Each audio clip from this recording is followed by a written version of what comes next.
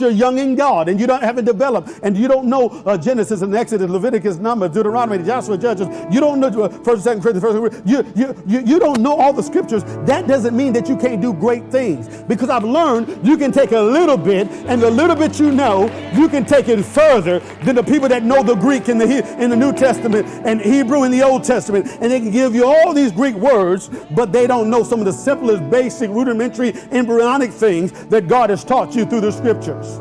One of the things you must understand that in this text is very interesting. You see Elijah, the one that's full of wisdom, Elijah the older, that had gone through the process, that had done many things. If you chronicle his life, if you look back over his life, you'll see a number of things that he did that was absolutely amazing. He set the precedence when it comes to miracles. He set the precedence, his name being mentioned 58 times in the Bible. He set the standard. Elijah, one that set the standard above everything else, yet he had someone that he took alongside of him named Elisha.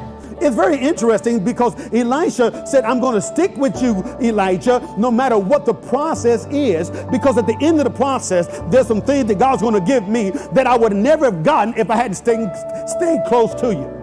Are you listening to me? There's some things that you'll never get unless you stay close. I used to say it a long time. Can y'all hear me in the back? That the only way to keep up is to keep up.